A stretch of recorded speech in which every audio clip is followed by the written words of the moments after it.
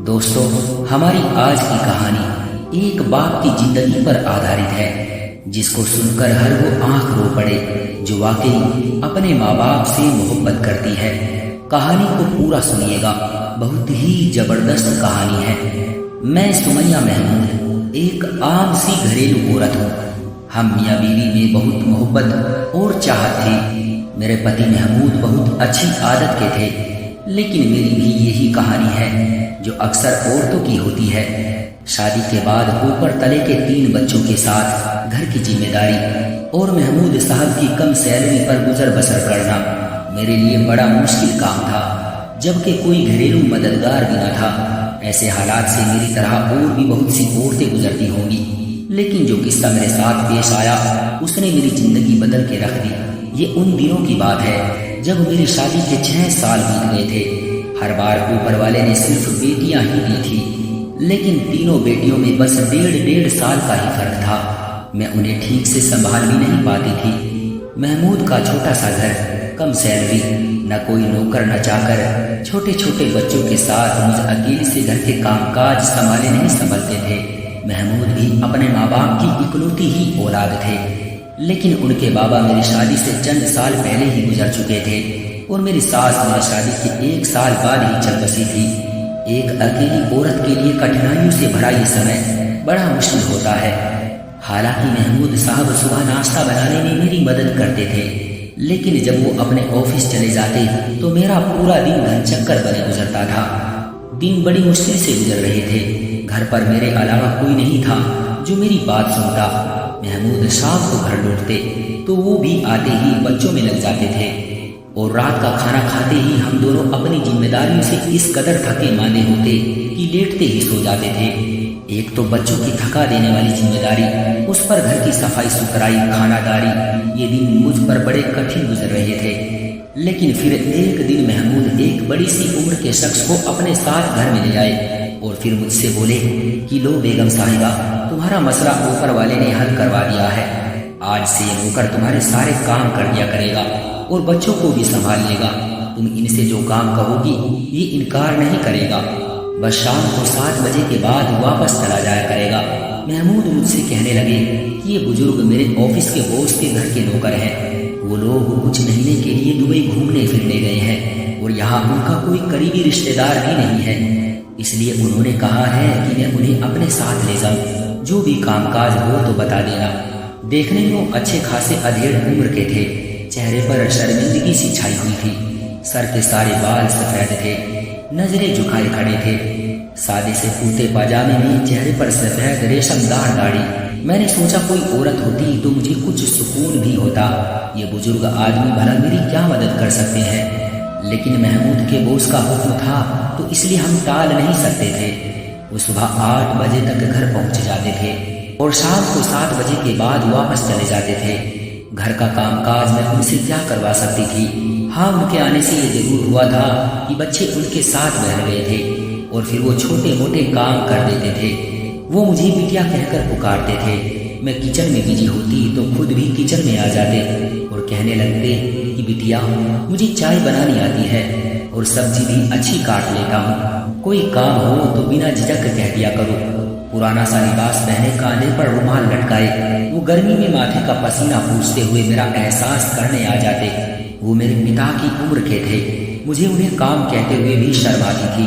بڑے میاں، آپ رہنے دیں، ہم کون سا امیر ہیں جو ہمارا حکم پورا کرنا آپ پر ضروری ہے؟ بس آپ بچوں کو سنبھال لیا کریں اور بازار سے سامان لا دیا کریں۔ مجھے ان کے آ جانے سے بڑی سہولیت سی ہو گئی تھی۔ بازار کی چیزیں میں ان سے منگوا لیتی تھی اور 7 بجتے ہی وہ واپسی کے لیے تیار کھڑے ہوتے تھے۔ پھر مجھ سے اجازت مانگتے، بیٹیا میں جاؤں؟ جب میں کہتی ہاں جائیں تو کہتے کہ مجھے 10 روپے دے دیں۔ پیسے تو میرے پاس اکثر ہوتے ہی تھے، میں روز 10 روپے ان کے مانگنے پر انہیں دے دیتی تھی۔ ایک بار میں نے انہیں 100 کا نوٹ دیا کہ رکھ لیں، لیکن بڑے میاں نے واپس کر دیے۔ کہنے لگے بیٹا صرف 10 روپے دوں گا۔ میں نے بہت کہا کہ میں اپنی خوشی سے 100 روپے دے رہی ہوں، لیکن انہوں نے انکار کر دیا۔ کہنے لگے بس 10 روپے ہی دوں گا۔ مجھے ان کی یہ بات کچھ عجیب سی لگی۔ 2 مہینے گزر گئے تھے، اس لیے میں اب ان بڑے میاں سے اچھی خاصی گھل مل گئی تھی۔ किचन में जब मैं खाना बना रही होती तो वो बर्तन धोने लगते और कभी सब्जी बना देते। मैं अब उनकी मौजूदगी में भी किचन में काम करने लगी थी।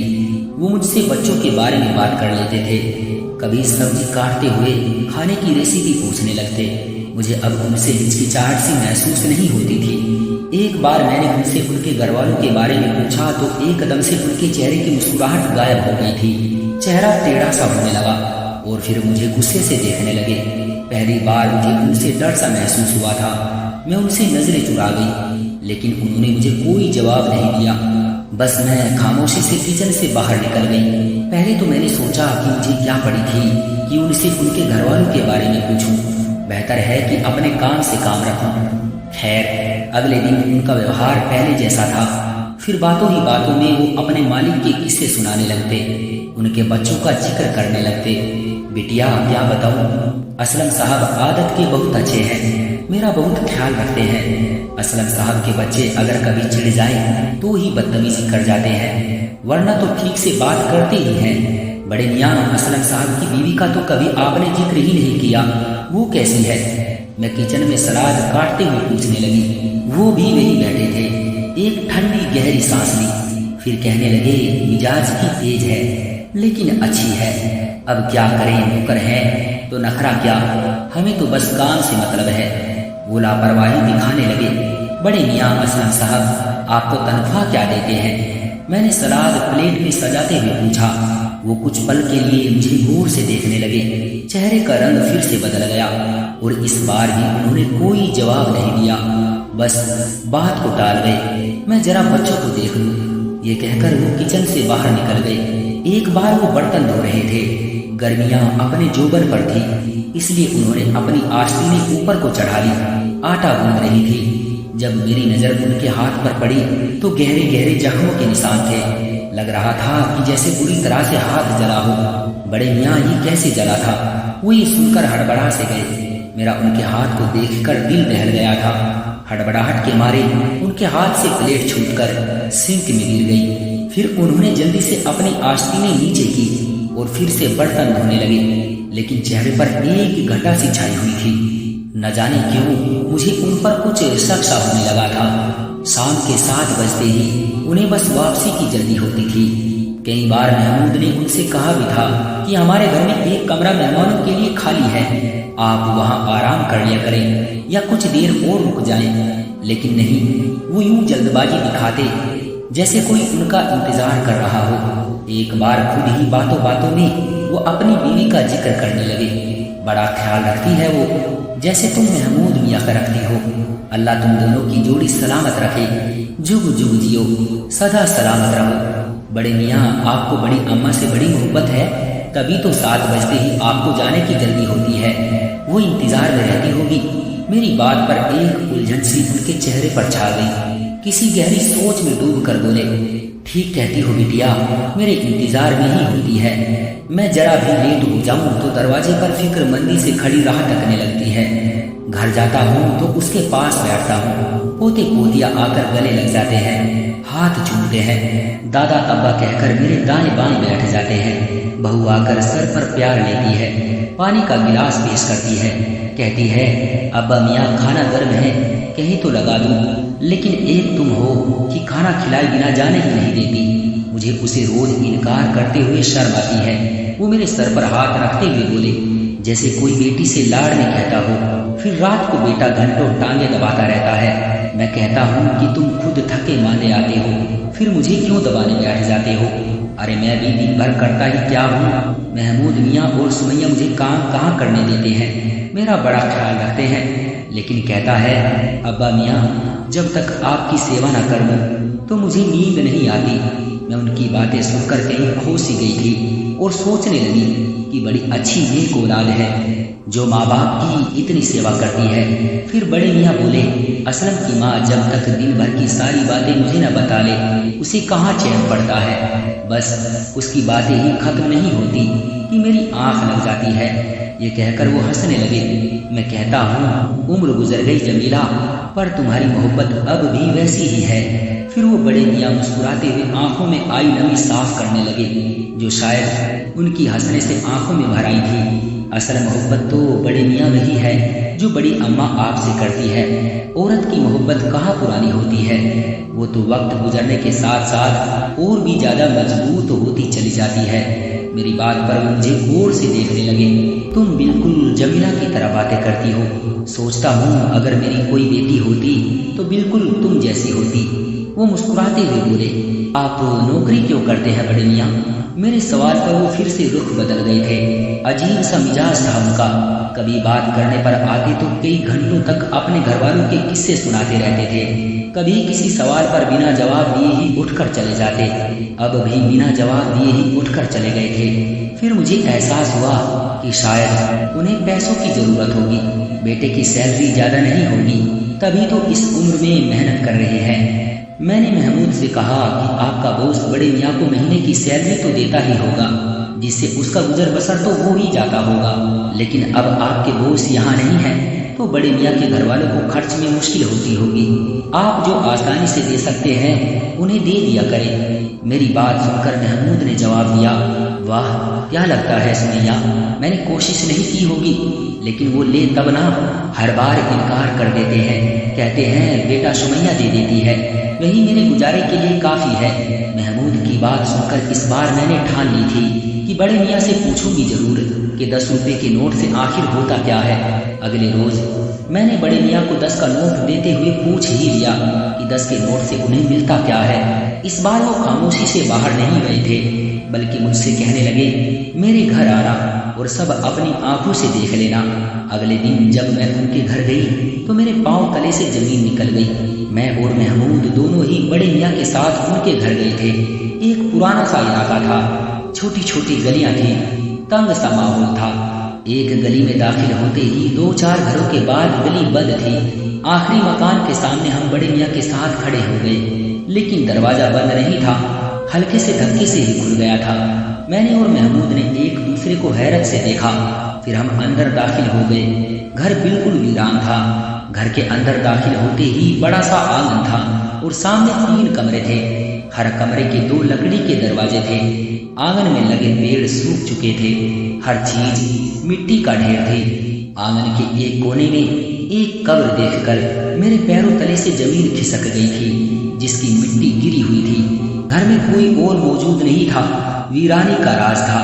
بڑے میاں کی چارپائی بھی اس قبر کے بائیں طرف بچھی ہوئی تھی، قریب ہی مٹی کا گھڑا رکھا ہوا تھا اور اس پر اسٹیل کا گلاس جو الٹا رکھا تھا۔ بڑے میاں سب سے پہلے اس قبر پر گئے۔ جمیلہ دیکھو تو صحیح کون آیا ہے؟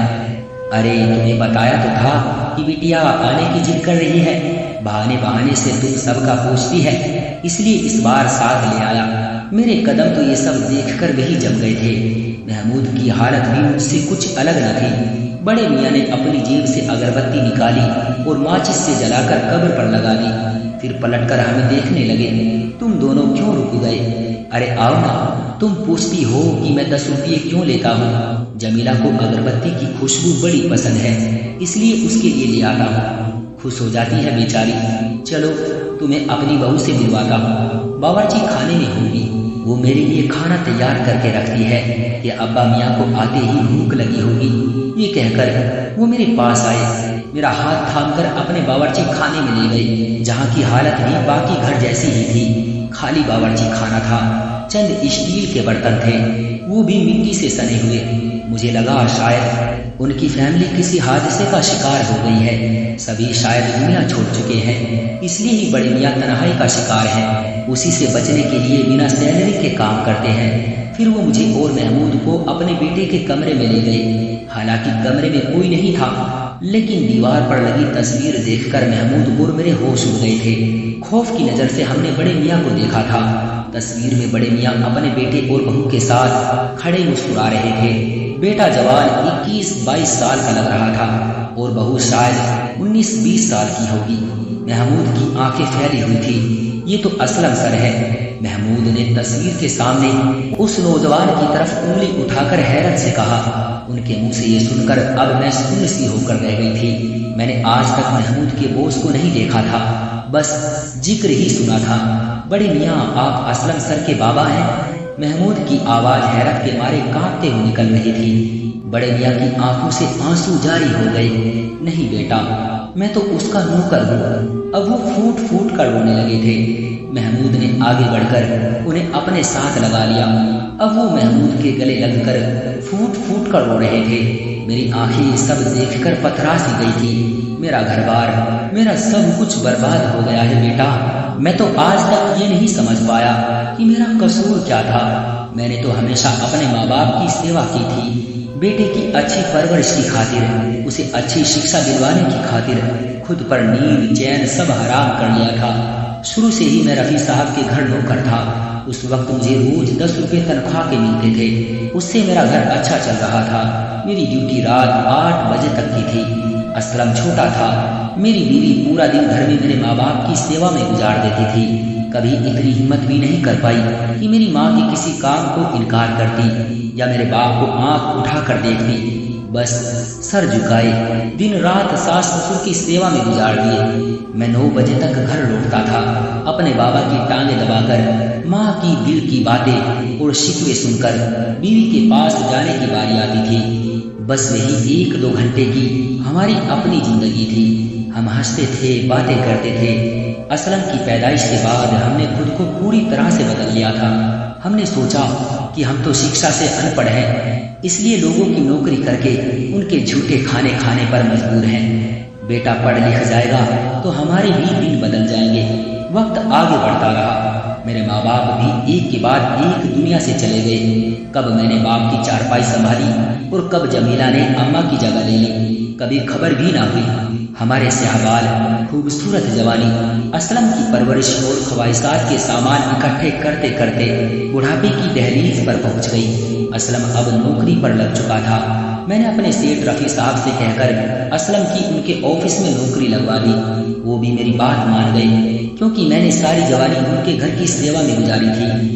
बस रोज के 10 रुपए की सैलरी पर बाकी वो अपने घर का बचा खाना और जूते कपड़े दे देते थे, जिन्हें पहन पहन कर मैंने और जमीला ने वक्त गुजारा था। रफी साहब की एक ही बेटी थी, गुलनाज इकलौती थी, इसलिए घमंडी और बदतमीज भी थी।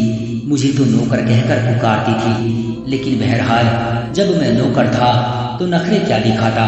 बात यहीं तक रहती तो तकलीफ न देती। असलम की सैलरी अच्छी लग गई थी। मैंने सोचा अब हम दोनों बुढ़े बुढ़िया के भी दिन बदल जाएंगे। मैं भी अब नौकरी छोड़कर घर बैठ जाऊंगा। जो वक्त जवानी में बीवी को दे नहीं पाया वो हम दोनों बुढ़ापे में साथ गुजार लेंगे। सोच तो यही थी कि जैसी सेवा जमीला ने मेरे माँ बाप की है, बहू भी वैसे ही हमारी भी करेगी। असलम की पहली सैलरी मिलने पर मैंने रफी साहब से कहा कि मुझे अब नौकरी से छुट्टी चाहिए। वो भी खुशी से मान गए। चंद महीने घर पर रहकर ही गुजारे थे कि एक दिन रफी साहब मेरे घर आए और गुलनाज के लिए असलम का रिश्ता मांगा। मैं तो हैरान रह गया, कहाँ असलम और कहाँ गुलनाज। असलम खूबसूरत था और मेहनती भी था। रफी साहब को और क्या चाहिए था। सारी जिंदगी मेरी तो गुलामी में गुजर गई थी, अब उन्हें असलम की गुलामी चाहिए थी। गुलनाज बेटी अगर किसी दूसरे घर विदा होकर जाती तो 4 दिन ना रह पाती, इसलिए असलम को फंसा लिया और मेरा बेटा भी दौलत देखकर हवा में उड़ने लगा। मेरे लाख समझाने पर भी गुल से शादी पर वो डटा रहा। बहरहाल मुझे ही आखिर में बेटे की ख्वाहिश के सामने सर झुकाना पड़ा। गुलनाज चंद दिन ही हमारे घर की जीनत बनी, फिर असलम को भी अपने साथ ले गई। जमीला बहुत रोई थी, लेकिन मैंने उसे समझाया कि बेटे की अपनी जिंदगी है, उसे गुजारने दो। वो कहने लगी कि मैंने भी तो अपनी जवानी अपनी ख्वाहिशात पर मिट्टी डालकर असलम की ख्वाहिशात को पूरा करने में उम्र गुजार दी। क्या ये दिन देखने के लिए? मैंने कहा वो हमारा फर्ज था। वो रोने लगी, कहने लगी उसका कोई फर्ज नहीं है। मैंने उसे बहुत बहलाया, लेकिन वो बीमार रहने लगी थी और असलम पहले तो हफ्ते में 1 बार शक्ल दिखा जाता था। घर के खर्चे के लिए पैसे भी दे जाता था, लेकिन फिर उसका आना जाना कम हो गया। मैंने जब देखा कि बेटा अब खर्चा भी नहीं देता तो किसी और घर में नौकरी कर ली। जमीला की जवानी भी मेरा इंतजार करते करते गुजरी थी और बुढ़ापा भी इंतजार की नजर हो गया। मुझे अगर जरा देर हो जाती तो दरवाजे की दहलीज पर खड़ी मेरा इंतजार करती रहती थी और यही इंतजार उसे एक दिन कब्र में ले गया। मैं अकेला रह गया। مجھے اپنے گھر سے بڑا پیار تھا، اس لیے میں نے جمیلہ کو کہیں نہیں جانے دیا اور یہیں اسی آنگن کی کچی زمین میں دفنا دیا۔ اسلم مجھے زبردستی اپنے ساتھ لے گیا۔ میں دن وہاں گزار لیتا تھا، لیکن رات کو مجھے لگتا تھا کہ جمیلہ اکیلی ہے، اس لیے واپس گھر پر ہی رات گزارتا تھا۔ گل نے تو کبھی مجھے اپنا باپ سمجھا ہی نہیں، آج تک مجھے نوکر کہہ کر پکارتی ہے۔ اسلم اب بھی اس کے احسانوں کے ہاتھ تلے دبا ہوا ہے، اس لیے کچھ نہیں کہتا۔ بچے بھی ماں کے نقش قدم پر چل نکلے ہیں، اس لیے میری حیثیت اس گھر میں وہی ہے جو پہلے ہوتی تھی۔ اب بھی میں وہاں نوکری کرتا ہوں، بس فرق یہ ہے کہ اب رفیع صاحب کے بجائے 10 روپیے نوکری کے گل سے بڑے حق سے مانگتا ہوں، کیونکہ وہ میری محنت کی کمائی ہوتی ہے۔ جمیلہ کو اگربتی کی خوشبو بہت پسند ہے، اس لیے 10 روپے کی اگربتی لے آتا ہوں۔ سوچتا ہوں ساری زندگی جس اولاد کی خواہش پوری کرتے کرتے گزار دی، اس کے پاس 2 گھڑی مجھے دینے کے لیے نہیں ہے، یہاں تک کہ وہ شرم کے مارے مہمانوں کے سامنے بھی مجھے نوکر کہہ کر پکارتا ہے۔ مجھے دکھ نہیں ہوتا، کیونکہ زندگی نوکری کرتے ہی گزری ہے، پھر نوکر کہلانے میں کہاں کی شرم۔ اب جمیلہ کو وقت دینے کا وقت آیا تو اس کا وقت پورا ہو چکا ہے، لیکن پھر بھی اس کے پاس بیٹھتا ہوں، باتیں کرتا ہوں۔ اپنی زندگی سے کوئی شکایت نہیں مجھے۔ بڑے میاں کی باتیں ہم دونوں میاں بیوی نے آنسو بہاتے ہوئے سنی تھی، رو رو کر میری ہچکی بن گئی تھی۔ یہ کیسا جرم تھا اور کیسی اندھیر نگری تھی۔ اتنے بڑے گھر میں نوکروں کی کون سی کمی تھی جو ایک سسر کی سیوا نہیں کی جا سکتی تھی۔ دوستو، یہ کہانی کوئی نئی نہیں ہے، بہت سے گھروں میں یہی تو ہو رہا ہے۔ کئی ماں باپ کے ساتھ اولاد ایسے ہی ظالموں کی طرح سلوک کرتی ہے۔ تو دوستو، امید کرتے ہیں ہماری آج کی کہانی بھی آپ کو پسند آئی ہوگی۔ آپ کا کیا کہنا ہے اس کہانی کے بارے میں کمنٹ کر کے ہمیں ضرور بتائیں۔ ویڈیو کو لائک کر دیجیے اور اسی طرح کی کہانیاں لگاتار دیکھنے کے لیے چینل کو سبسکرائب کر کے گھنٹی کو دبا کر آل پر سیٹ کر لیجیے، تاکہ آنے والی ویڈیو کا نوٹیفیکیشن آپ کے پاس ترنت پہنچے۔ میں ملتا ہوں آپ سے اگلی ویڈیو میں، تب تک کے لیے دھنیہ واد۔